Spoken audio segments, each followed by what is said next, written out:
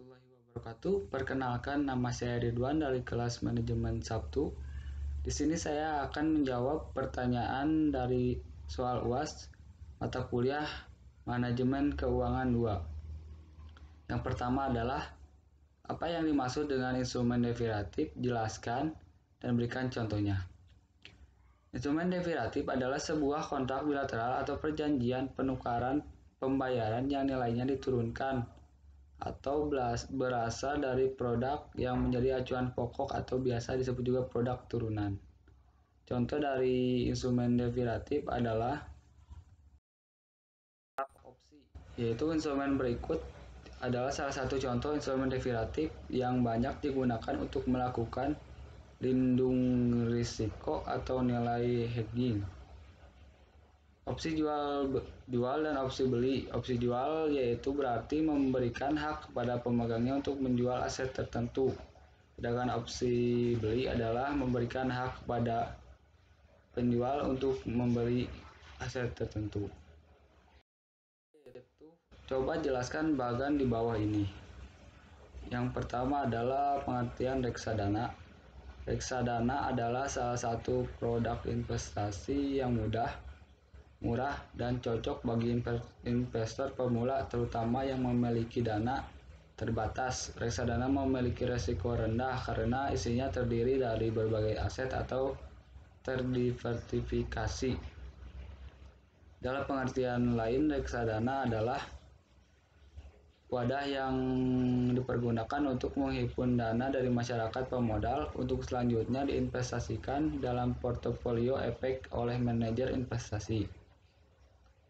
Selanjutnya adalah bentuk hukum dari reksadana, yaitu ada dua. Yang pertama, berbentuk perseroan atau PT Reksadana, yaitu suatu perusahaan atau perseroan terbatas yang dari sisi bentuk hukum tidak berbeda dengan perusahaan lainnya. Perbedaannya terletak pada jenis usaha, yaitu jenis usahanya adalah pengolahan portofolio investasi. Yang kedua yaitu kontrak investasi kolektif, yaitu kontrak yang dibuat antara manajer investasi dan bank kustodian yang dapat juga mengikat pemegang unit penyertaan sebagai investor. Melalui kontrak ini, manajer investasi diberi wewenang untuk mengelola portofolio efek dan bank kustodian diberi wewenang untuk melaksanakan penitipan dan administrasi investasi. Selanjutnya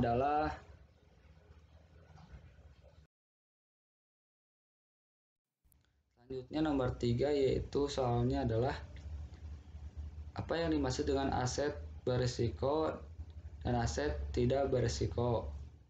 Aset berisiko adalah aset-aset yang tingkat return aktualnya di masa depan masih mengandung ketidakpastian.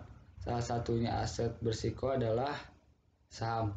Yang kedua, aset tidak berisiko, yaitu adalah aset yang tingkat returnnya di masa depan sudah bisa dipastikan pada saat ini dan ditunjukkan oleh varian return yang sama dengan 0. Salah satu aset tidak berisiko adalah obligasi jangka pendek yang diterbitkan pemerintah.